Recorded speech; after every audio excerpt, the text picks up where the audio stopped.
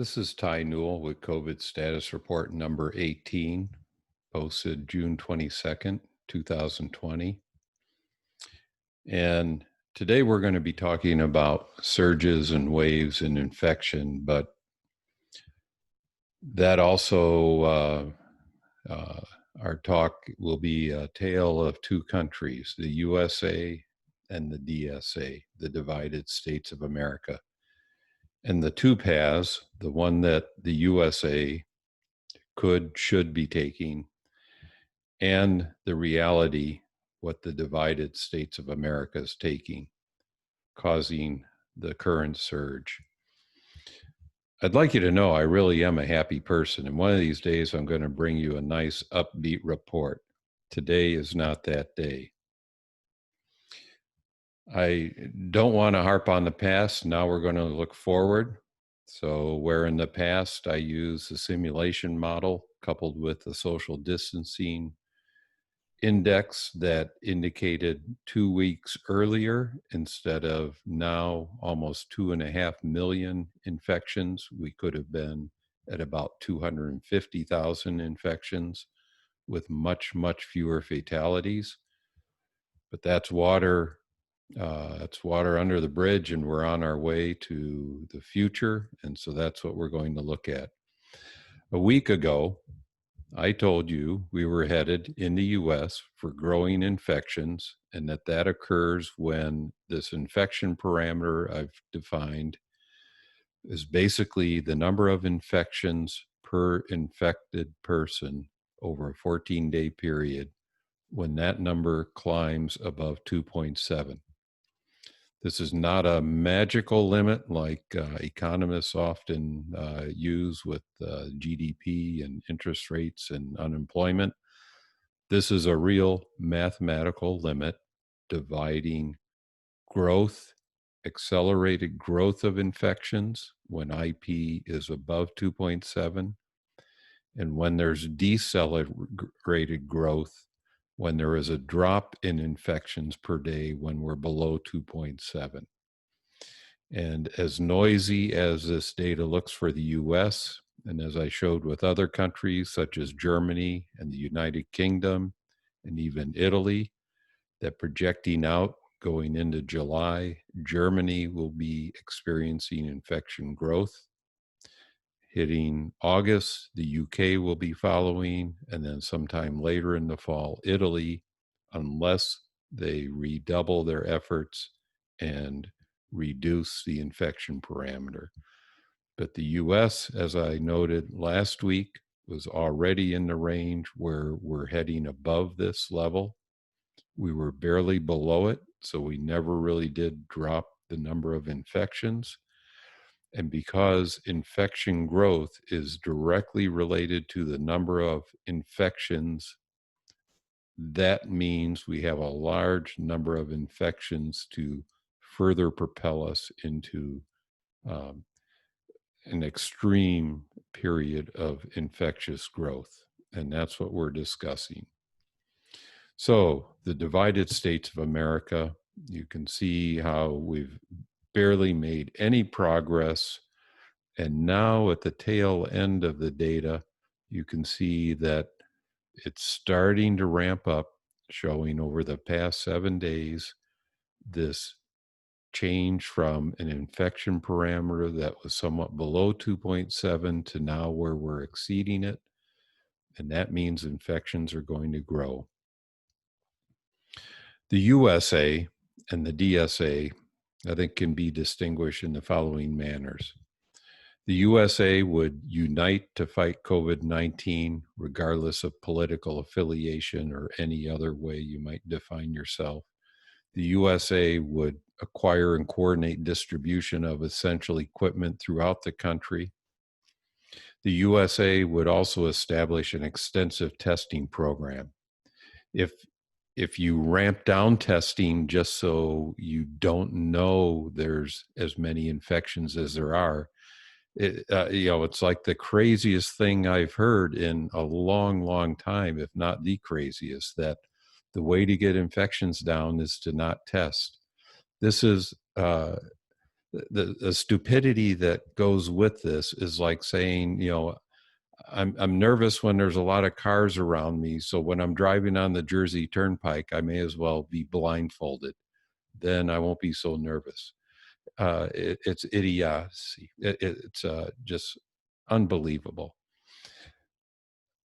The U.S. communicates the importance of social distancing, face mask, disease guidelines. These are public health protection measures, nothing more, nothing less. It's to get control of the spread of this virus. The USA develops a national virus tracking corps. That's employment for folks who are having difficulty right now to follow and isolate outbreaks. And the USA provides leadership beyond our own borders and aid to other countries battling COVID-19 because it is in our best interest that the world around us is able to effectively fight and snuff out this virus. The DSA, the Divided States of America, it sheds responsibility and avoids leadership. It just has others take the blame for things not going well. The DSA pits states against each other, making them bid to outrageous price levels for personal protection equipment. The DSA continually confuses public health messaging.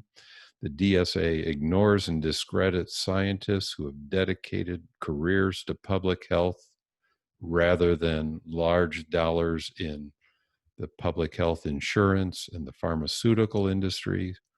The DSA turns face masks into political statements instead of what they simply are, protection equipment for ourselves, for each other.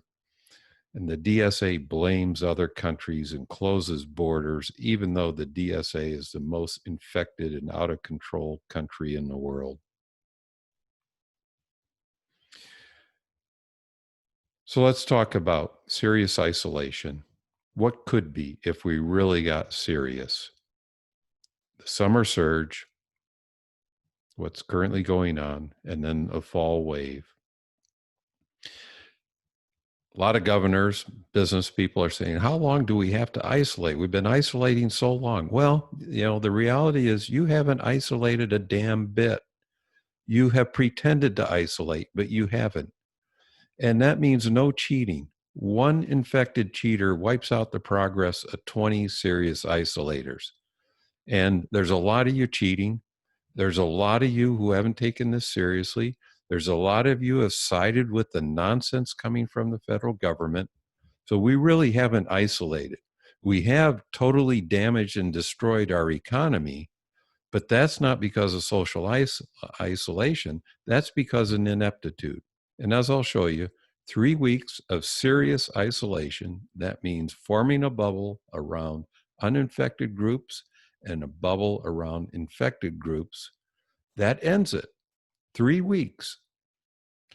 So given that, we're surrounded by cheaters, we're surrounded by folks who don't want to take responsibility, who feel that, well, maybe it wouldn't be so bad if they got infected.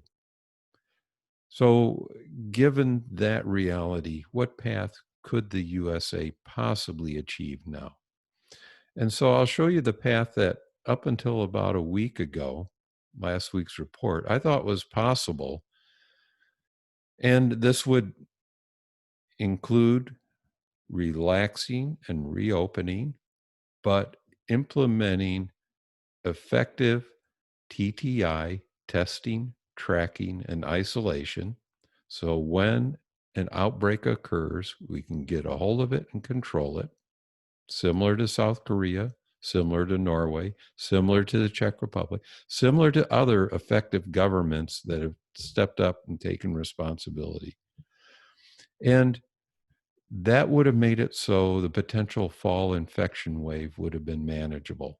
And I'll show you what that wave would look like. But we're on a different path. We're following the path of the divided states of America, and that path is bad. The summer surge that goes along with this path wipes out the fall wave. The fall wave is like a pimple on an ass. It's just yeah, it's a little bit of an annoyance, but it's nothing. It's insignificant.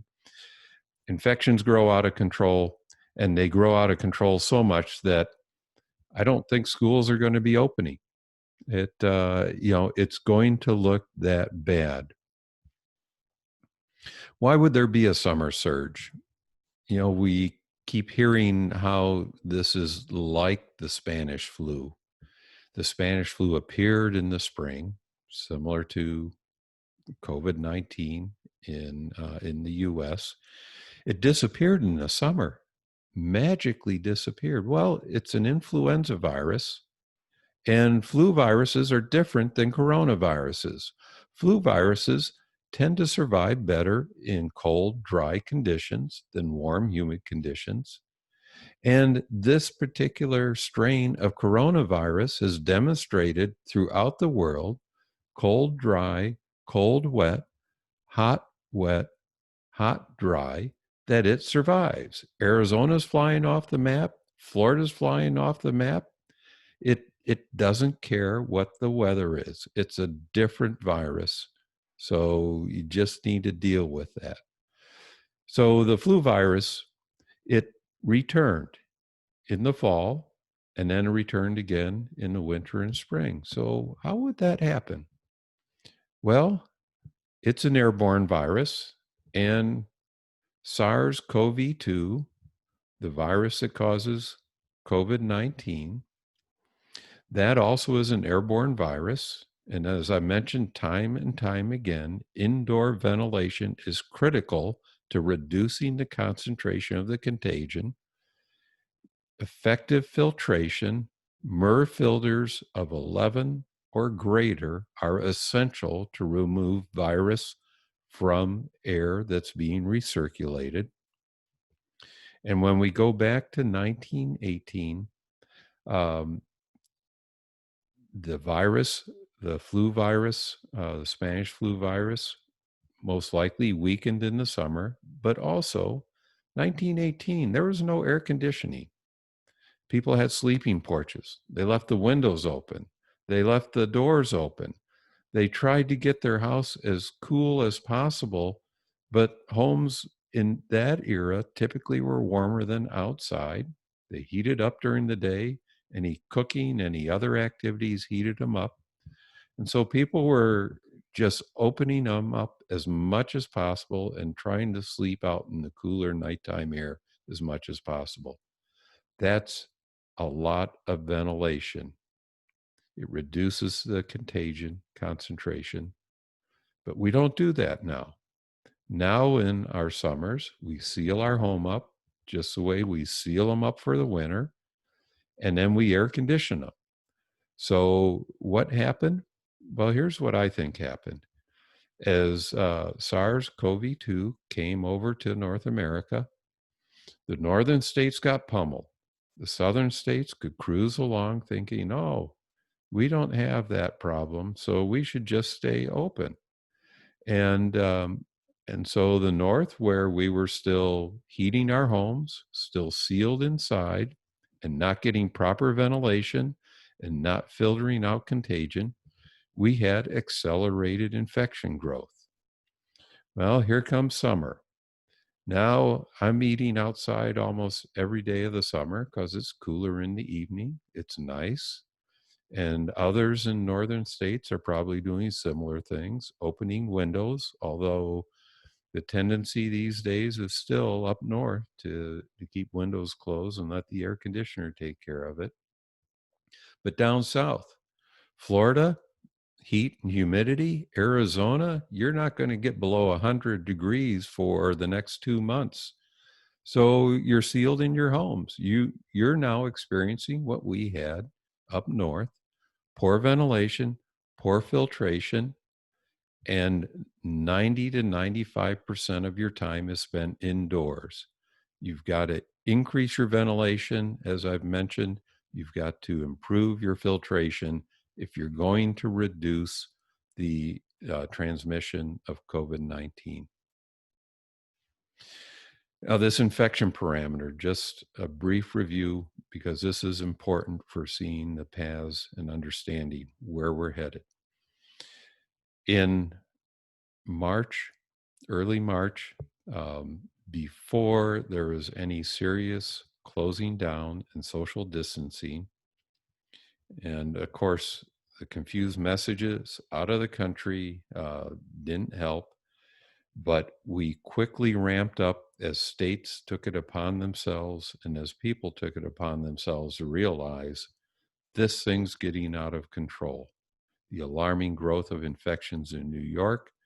You can see New York then went up to a social distancing index of 70, and they still, even though they're backsliding as everyone else, they're still staying at a higher social distance index than others.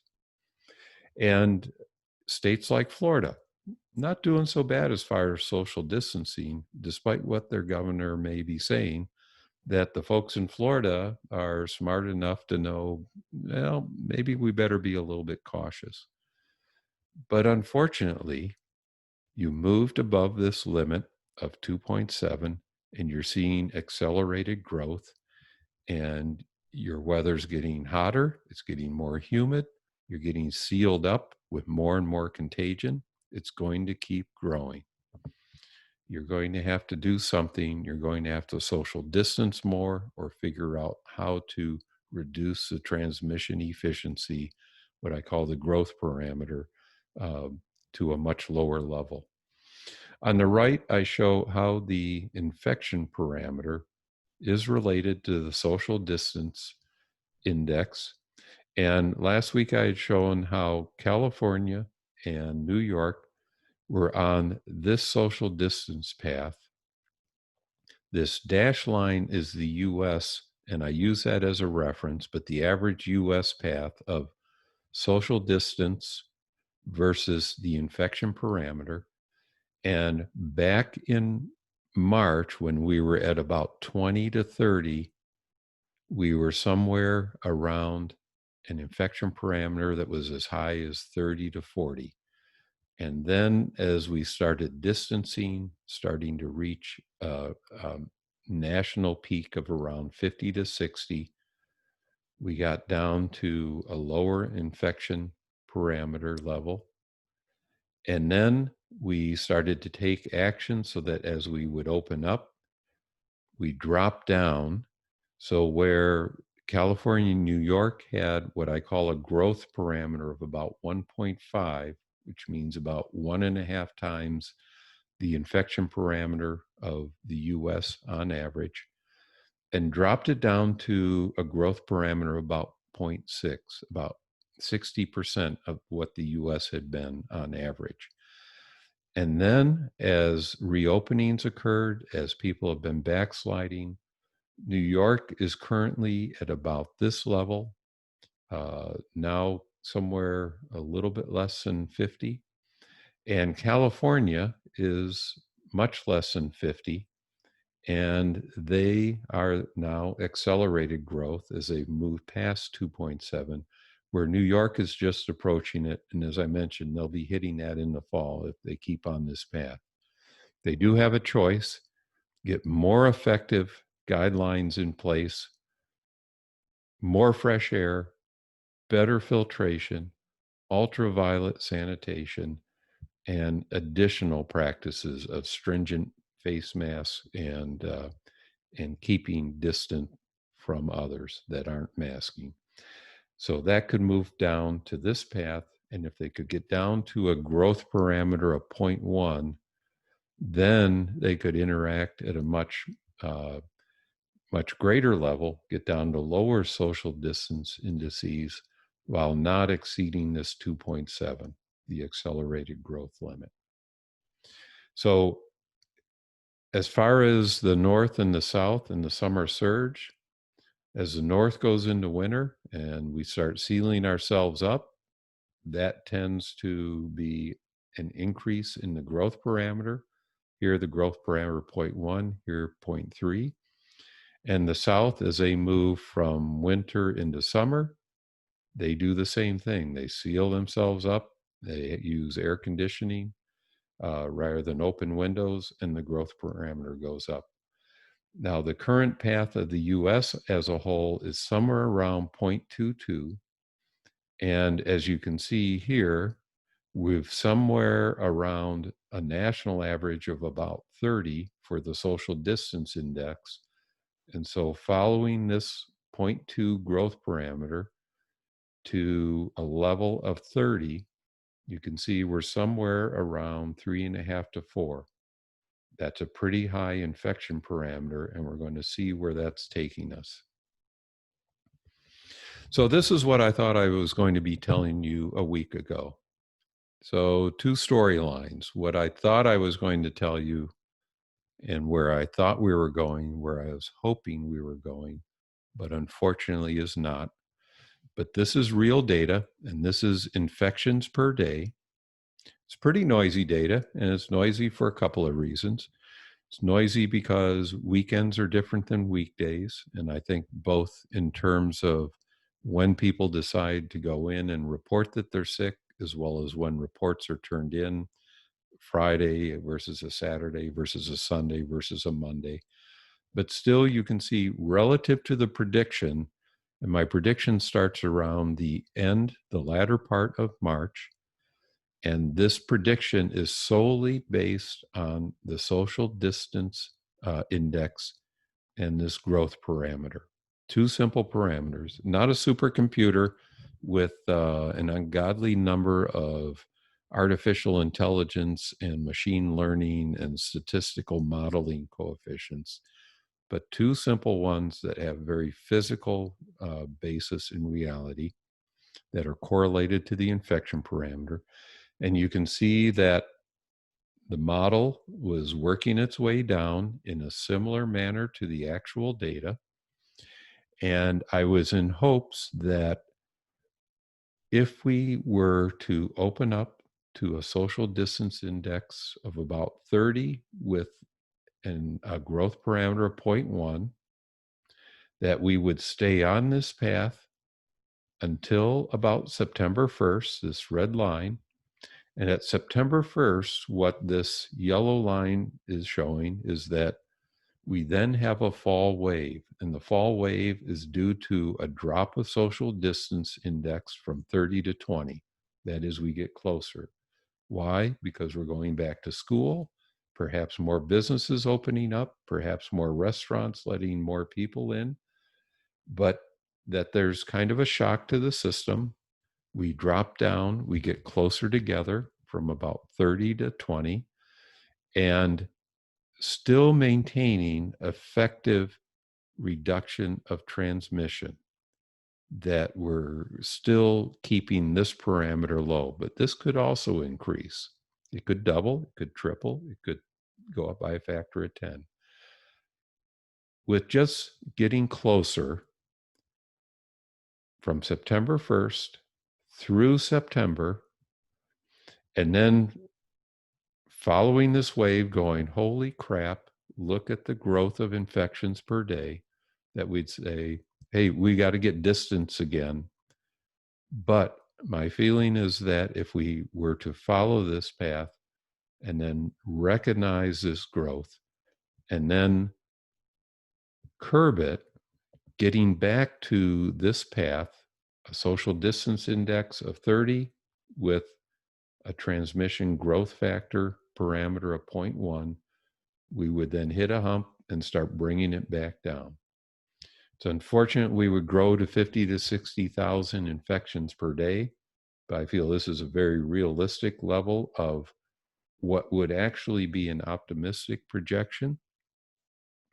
The most optimistic projection that won't happen, because there's cheaters out there. There's people that just won't follow it, that just won't take it seriously, or they want their amendment right of this, that, or the other thing. And you can't tell me I can't get sick. The problem is, I don't have a problem if you want to get sick. I don't want your sickness to make 10, 20, 30, 40, 50 other innocent people sick. That's the problem. It's not just you. So if we had perfectly isolated, perfectly quarantined anyone infected and perfectly closed ourselves off with so we didn't get infected, we'd be done. 3 weeks, we would be done. Got that, governors? For those of you that thought it was so important to get opened up, but you never did a serious job trying to close up, 3 weeks. That's how long you really needed to close things down. Anybody could have survived that.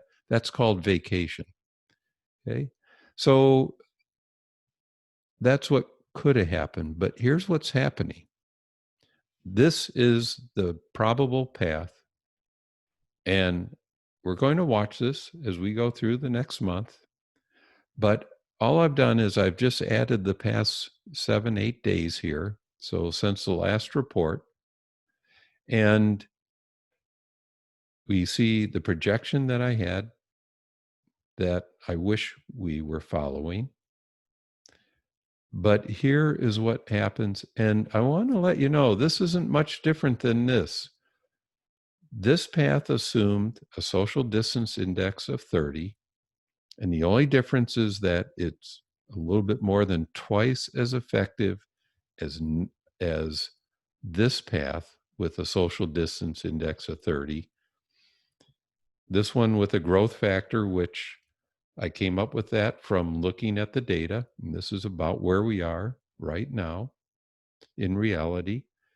And I said, okay, if we get better ventilation, if we filter out contagion, if we get outside more, if we use ultraviolet light, if we get serious about masks, if we distance ourselves in a practical manner, but if we don't and we stay on this path that we are on, this is not projection of possibility. This is what we are really doing. We follow this path. And look at what the real data is showing. So as you're listening to the news now, over here, I told you last week, it looks like the US is going to start growing. And now on the national news, you're hearing, holy shit, we're back up to 30,000 infections a day, where we were when New York was going out of control over here. We're back up to that, but it's not New York now. It's spread across the whole southern US, as well as a few other places of concentrated infections. So we're heading up this path. No ifs, ands, buts about it. And 50,000 infections per day is actually going to look pretty damn good. Let's look at where I think we're going to go. We're heading up here, and actually, if we only stay on this path for 1 month, if we're only really stupid and divided for 1 month, that is the month of July, and then we say, holy crap, we've got to do something serious, quit listening to the federal government, let's coordinate ourselves, let's unite ourselves, let's get rid of any political differences. We got to get this thing handled. We're on our way to 10 times that amount of infectious growth, 400,000 to 500,000 infections per day. Okay. This is the path we are on. It's going to make 30,000 seem pleasant. It's going to be stretching our financial resources. I think we most likely will be closing down again. Schools will not open. And this is still just the beginning. We are at the very beginning. We are nowhere near the end. We're nowhere near defeating it. As lousy of a job as the United States of America has done, we are at the very beginning. So I assume that by the end of July, we say, damn, we better get this under control. We get below 2.7 infection parameter and just a drop to 2.6, and we can bring it under control, although with a lot of harm and a lot of hurt.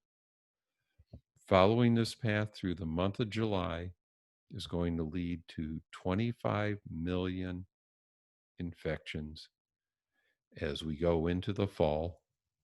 It's hard to stop this steamroller once it gets rolling. So 1 month out of control, getting it back in control. So where early March, if we had taken coordinated decisive action, we could have stayed at 250,000, but instead are now at 2.5 million infections. Now we're looking at, instead of trying to hold it to 5 million infections with a fall wave, that we're going to grow most likely to about 25 million. And the ironic thing is that this is still just the beginning. If this thing runs rampant and out of control and goes to its equilibrium state, that's more than 200 million infections. Okay. That's well known in the epidemiological world, that would be the equilibrium point. That's where you get blanket immunity. And we don't want to be that stupid. We're stupid enough right now. And right now, our fatality rate is about 5%. As we're getting better at managing those who are getting particularly impacted by this disease, perhaps we can get that down to 1%, but we're talking about a lot of death, more death than we've seen. And right now, we're beyond anything in my lifetime we've ever seen. And it's getting up to that of a World War number of deaths. So I just don't know what to say. I'm flabbergasted that, this is basic science and math. We understand pandemics. We understand the spread of disease. We know what's needed. And yet we're not doing it. So 25 million is a horrendous number of infections. And especially in light of, with a bit of control, a bit of coordinated effort, we could hold it to 5 million. Still much more than it needed to be. But that would be including a fall wave. But right now, fall wave, don't even worry about it. We've got a much bigger problem that's building up right now, this summer surge. And 200 million infections. So don't even think of 25 million as near the end. That's still just raging on. And as I mentioned, the rate of infection growth is directly related to the number of infections. So as the infection number grows, the rate of growth keeps growing. As usual, it's not near the end. Stay away from unmaskers. Follow our guidelines. You need a lot of fresh air. Get outside as much as you can. Increase the filtration. Use ultraviolet. Mask yourselves. Stay away from unmaskers. And essential workers and medical staff, I know you're getting a little bit of breather, a bit of respite, but it's coming back. I'm sorry to say. Get ready. Get your second wind. We'll try to be there to help and support you. Thank you. Goodbye.